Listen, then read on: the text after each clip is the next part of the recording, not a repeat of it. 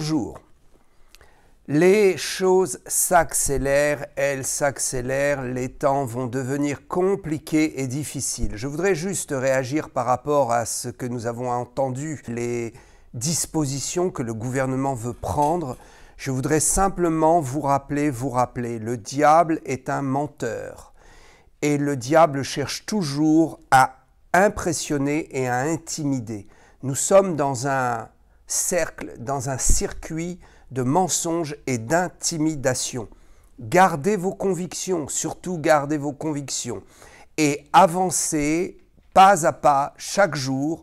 Ne prenez pas de décision à la hâte et sachez que le Seigneur nous éprouve. Nous sommes entrés dans une épreuve de la foi. Le monde est entré dans une grande épreuve et tout est caché, tout est dissimulé et seule la pensée de l'Esprit dans nos cœurs peut nous dicter ce que nous devons faire. N'oubliez jamais, nous avons été créés libres. Nous sommes venus à la foi en Jésus-Christ en toute liberté et nous voulons conserver l'irrépréhensibilité de notre esprit et de notre cœur.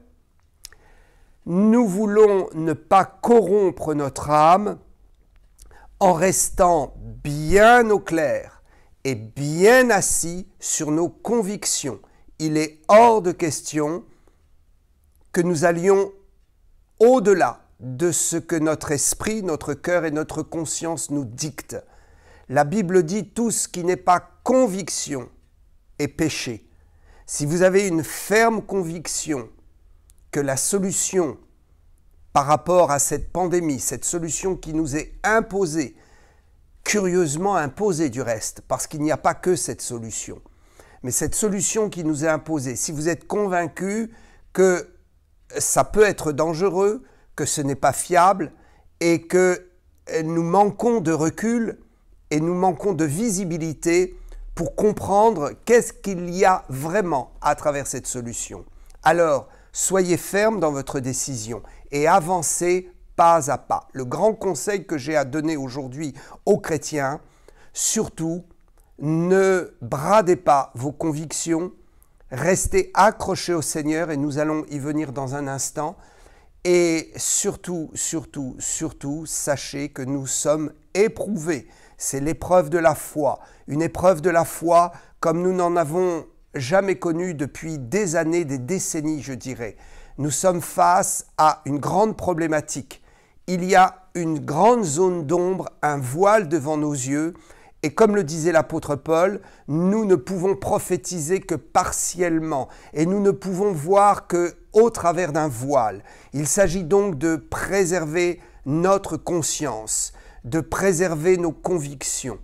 Ce que nous pouvons dire et ce que nous savons, c'est que le plus dur n'est pas encore arrivé. Ce qui est plus terrifiant n'est pas encore arrivé, c'est en route. Nous ne sommes qu'au bord des douleurs, des larmes, et nous ne sommes qu'au bord de la complexité des événements. Comme je le disais, le diable cherche toujours à nous impressionner, à nous intimider. Ça ne sert à rien de courir dans une direction et de se précipiter dans une direction alors que nous n'y sommes pas encore obligés. Attendons les échéances.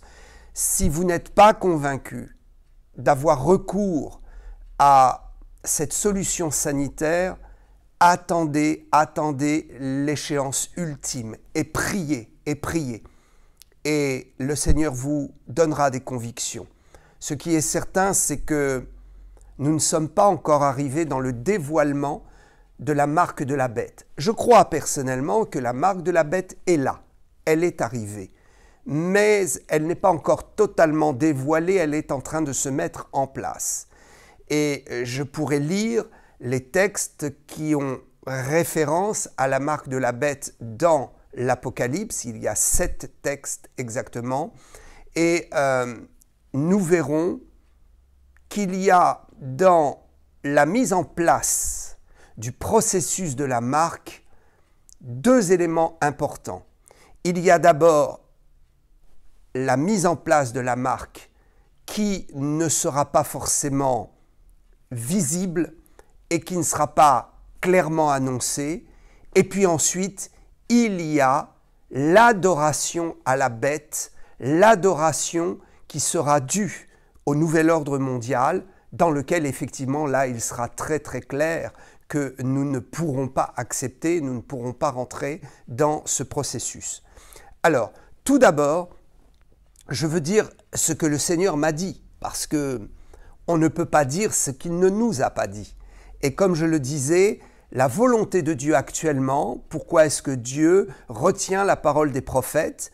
Pourquoi est-ce que Dieu même retient la révélation que certains hommes de Dieu ont reçue, mais ne veulent pas donner ça publiquement, parce que Dieu ne leur en donne pas l'ordre? J'ai reçu des choses, je n'ai pas encore l'ordre d'en parler ou de les dévoiler. Je ne vais dire que ce que Dieu me permet de dire. Pourquoi est-ce que le Seigneur restreint la prophétie? Parce que je le dis, nous sommes entrés dans une saison de l'Église qui affecte aussi une saison mondiale pour les inconvertis. Nous sommes rentrés dans une grande saison où nous devons activer la foi et nous devons conserver les valeurs de ce à quoi nous croyons. Il ne faut pas céder et il ne faut pas brader ces valeurs parce que la Bible dit quelque chose de surprenant et je vais y venir dès maintenant et donc dire ce que le Seigneur me permet de dire et de dévoiler. Nous allons prendre donc un premier texte, Matthieu 16, 24, un texte qui va être de plus en plus d'actualité pour les chrétiens et qui va être aussi de plus en plus d'actualité dans la conscience de ceux qui n'ont pas encore cru en Dieu ou qui cheminent vers la foi en Dieu ou qui se disent athées, mais qui ont le désir de répondre à leur conscience. Et je le répète, je le dis et je le répète, une personne qui n'a pas rencontré Dieu et qui déjà obéit à sa conscience et respecte la voix de sa conscience est déjà en chemin vers le ciel et le Seigneur le jugera différemment parce qu'il aura obéi à sa conscience. Je ne dis pas que c'est par la voie de la conscience que nous sommes sauvés et que nous allons au ciel, c'est uniquement par Jésus-Christ. Mais je dis que le fait de répondre à la voix de la conscience est déjà un grand pas vers Dieu et c'est déjà écrire dans l'histoire de sa vie, c'est déjà écrire dans l'histoire de sa vie quelque chose qui est pur et qui permettra à Dieu de nous juger moins sévèrement. Écoutez donc votre conscience et soyez logique avec vous-même et à ce que vous voulez défendre comme idée.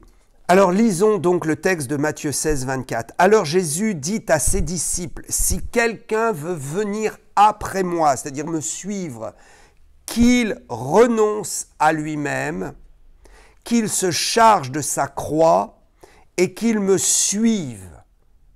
Car celui qui voudra sauver sa vie la perdra, mais celui qui la perdra à cause de moi la retrouvera. » Il y a des gens qui vont vouloir sauver leur vie et au lieu de la sauver, ils vont se précipiter dans un gouffre terrible qui fera que de toute façon, la mort viendra les chercher. Jésus est clair, celui qui suit les commandements bibliques, qui suit le Seigneur Jésus, qui obéit aux commandements de Christ et qui en sa conscience devant Dieu ne veut pas suivre le mouvement global, celui-là risque effectivement de gagner sa vie et de ne pas la perdre.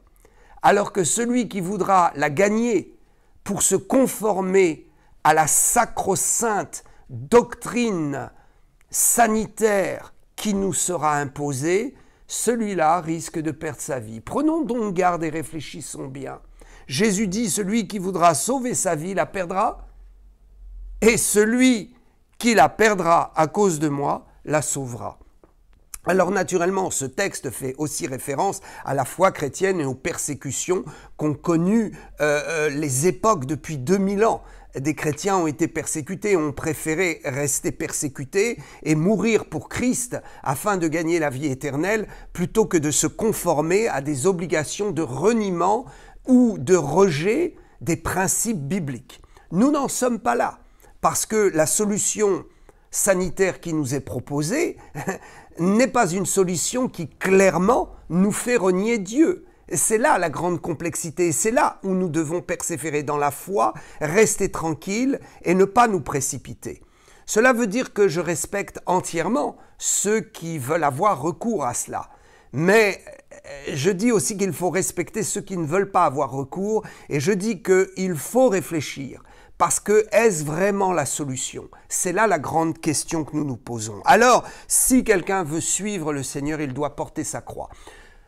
Nous allons arriver à une situation, c'est juste une porte qui s'ouvre aujourd'hui, c'est juste une pression qui est mise, c'est juste un chemin qui est tracé clairement devant nous. Mais nous allons arriver dans les mois qui viennent et l'année prochaine à des obligations qui commenceront à mettre en évidence le fait qu'il faut être plus laïque que religieux et le fait que ce que nous propose et nous impose le gouvernement mondial nous entraînera dans un reniement progressif de la foi et nous emmènera progressivement vers la dévotion pour des solutions humaines et pour une dévotion vers un gouvernement mondial qui voudra contrôler la planète entière. Donc, ce que je dis aujourd'hui, c'est clair. Nous n'avons pas encore l'identification formelle du signe de la marque de la bête. Nous n'avons pas encore l'identification formelle du signe de la dangerosité de ce qui nous est proposé. Mais nous voyons un chemin se tracer devant nous et le conseil que je donne, soyons prudents et n'allons pas trop vite. Attendons d'être sur la ligne rouge et d'être au pied de l'échéance. Il sera encore temps de décider et en sa conscience de voir ce qu'il faudra faire. Aujourd'hui, il ne nous est pas demandé d'adorer Satan, d'adorer le gouvernement mondial. Il ne nous est pas demandé de renier notre foi. Donc nous sommes encore tranquilles. Mais nous devons nous préparer à des temps qui viennent où il faudra porter sa croix et il faudra accepter de renoncer à soi-même, de renoncer à la qualité de vie, à la possibilité de vie pour suivre le Seigneur et ne pas le renier. Nous n'en sommes pas là. C'est pourquoi je voudrais que vous ne soyez pas inquiets, que vous soyez très tranquilles. Très tranquille. Il y a forcément des solutions. Nous ne sommes pas des fanatiques. Nous sommes juste des gens qui voulons marcher avec sagesse et intelligence. Alors, je vais prendre un autre texte qui est réellement un message que je veux vous envoyer, vous faire passer. Ce texte se trouve dans l'Apocalypse au chapitre 22, versets 11 et 12.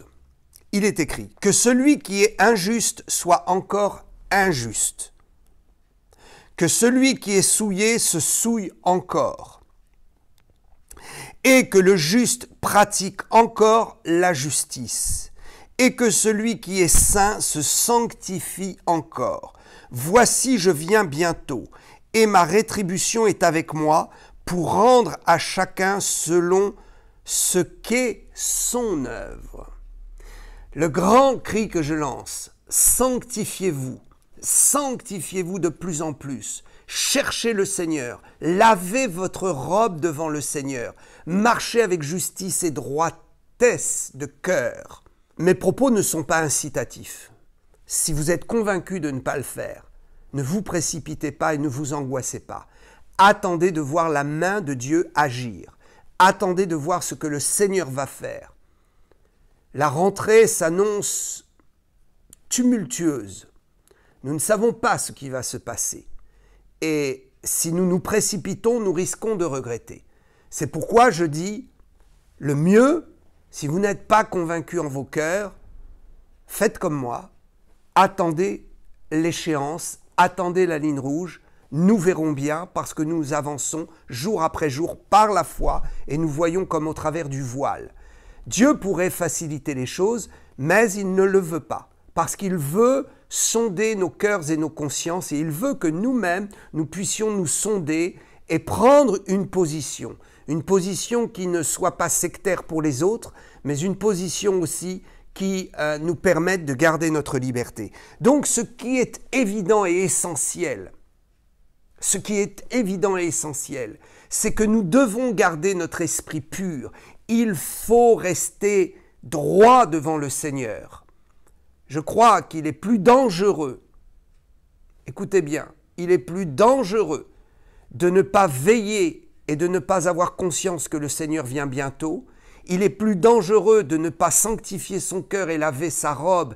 Il est plus dangereux de ne pas considérer qu'aujourd'hui, plus que jamais, il faut absolument crucifier sa chair, se sanctifier et devenir meilleur. Il est plus dangereux de ne pas considérer ça et de ne pas voir la saison dans laquelle nous sommes que d'avoir recours à la solution qui nous sera imposée. J'explique clairement que la véritable souillure est celle de l'esprit et du cœur. Et que nous devons réaliser que nous sommes rentrés dans la dernière saison de l'humanité et encore plus dans la dernière saison de l'Église. Cela veut dire que le Seigneur peut revenir très vite et très bientôt. Je continue d'affirmer ce que j'ai affirmé prophétiquement.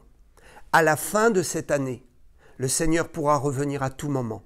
Je ne dis pas, car certains ont mal interprété ce que j'ai dit, je ne dis pas que le Seigneur Jésus va revenir à la fin de cette année. Ce n'est pas ce que je dis.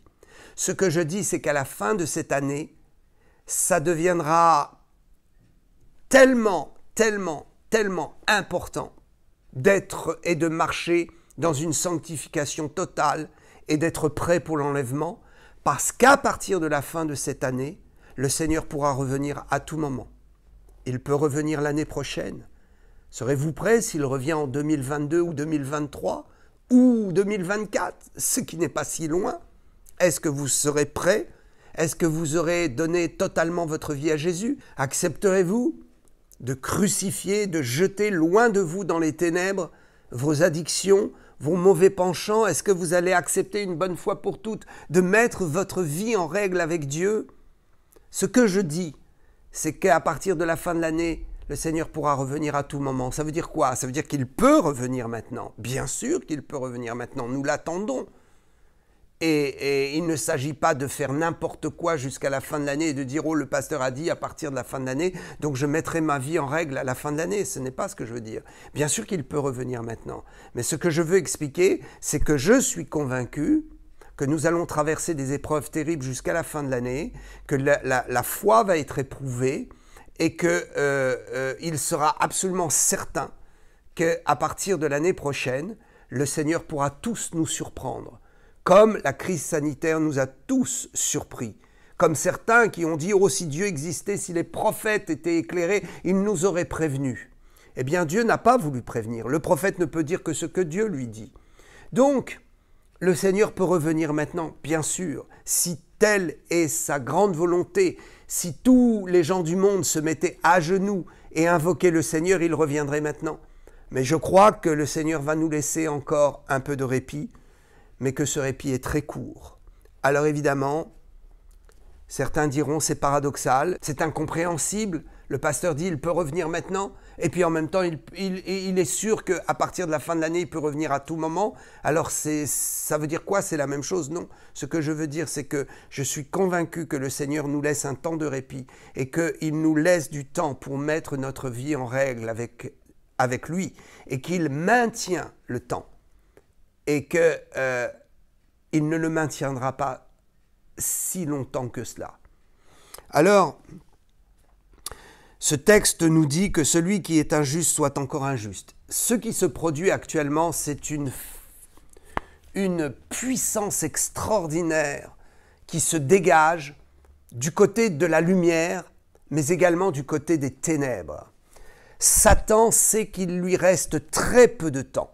Très peu de temps. Donc il est descendu sur la terre, selon le texte de l'Apocalypse qui s'est accompli, qui s'accomplit en ce moment. Le diable est descendu sur la terre animé d'une grande colère, parce qu'il sait qu'il n'a peu de temps. Donc le diable est en train d'activer le mal dans le cœur des gens et il est en train de revendiquer la perte de ceux qui ne veulent pas de la lumière, de ceux qui ne se sanctifient pas.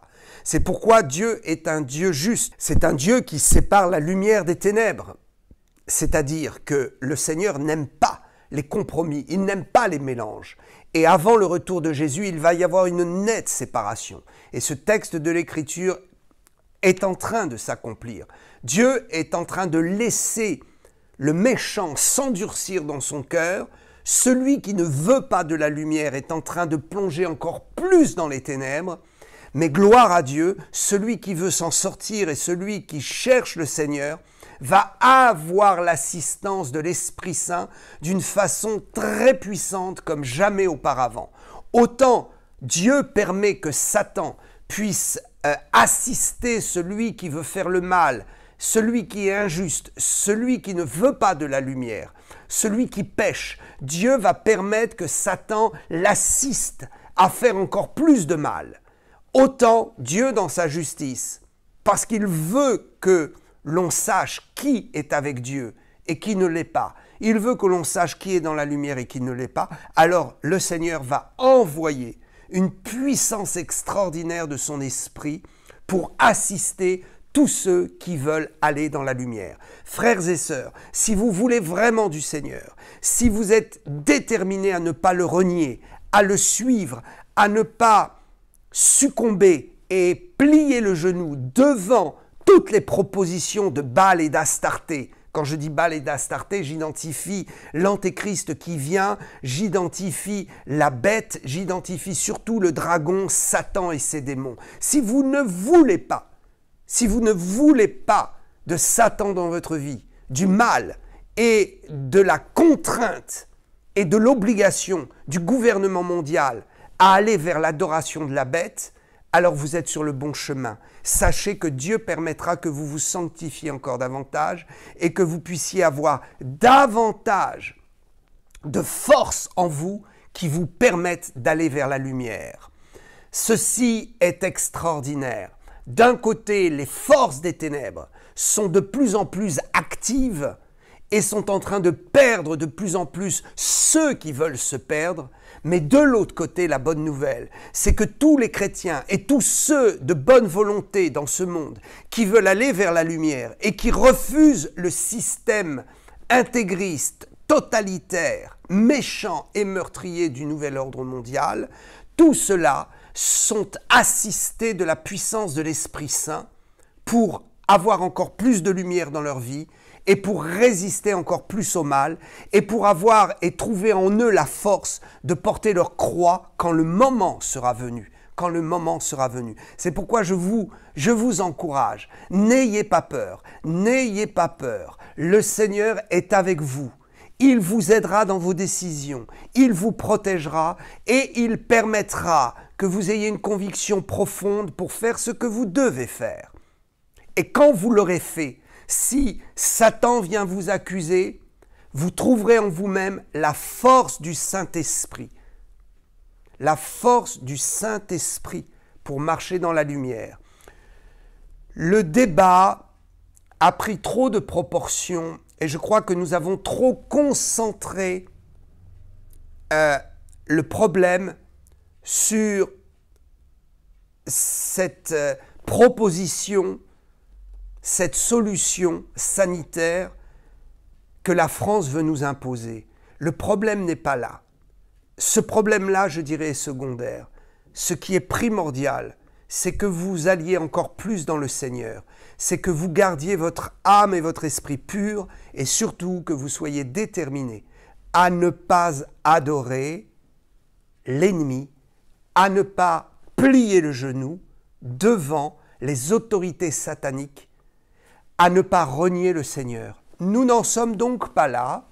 Il faut donc avancer tranquillement et chercher la révélation par la foi et savoir que Dieu permet que nous soyons dans une période de trouble et que nous marchions à travers le brouillard parce que le Seigneur veut activer notre foi et le Seigneur sonde nos reins et nos cœurs et il veut aussi que nous nous sondions nous-mêmes et que nous comprenions où nous en sommes.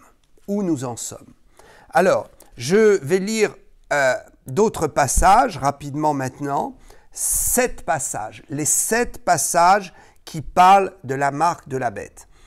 Je ne vais pas détailler ces 7 passages, mais je voudrais que vous les reteniez, que vous les notiez, que vous les écoutiez, réécoutiez, et que vous laissiez le Saint-Esprit vous parler, vous convaincre. Et sur un de ces versets, je vais donner juste quelques explications.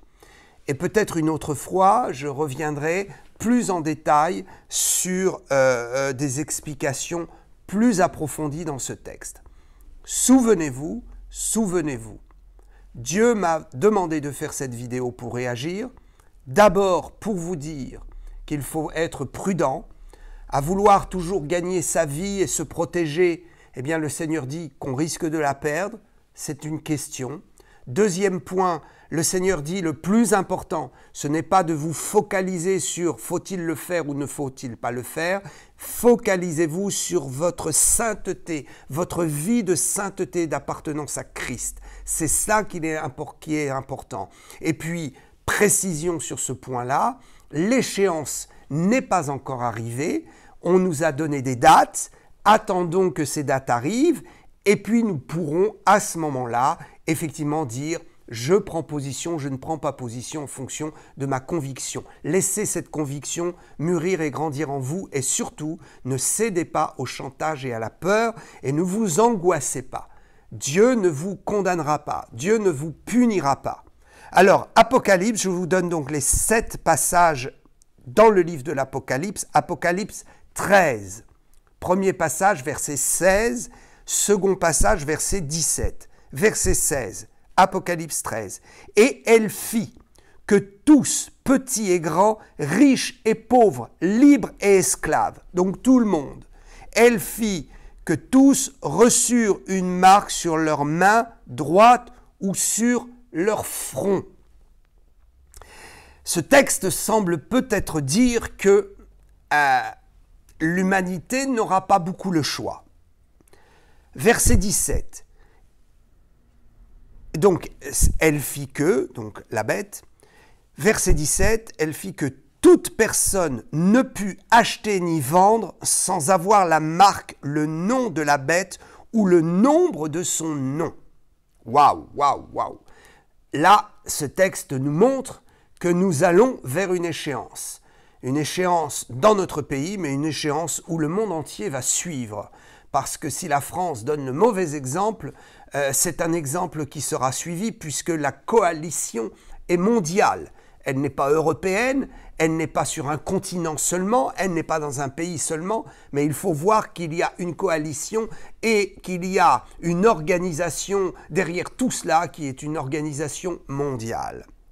Donc ce texte est important. On ne pourra plus ni acheter ni vendre sans avoir la marque, le nom de la bête ou le nombre de son nom. Donc c'est pourquoi je dis que nous avons l'identification d'une marque qui va se compléter, qui va se préciser et qui à un moment donné sera complètement identifiée. Apocalypse 14, 9, troisième passage.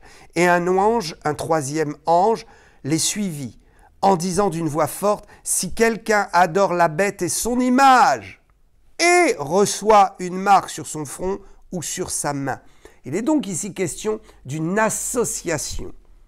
Et c'est là où je voudrais donner une petite explication sur ce texte d'Apocalypse 14, 9.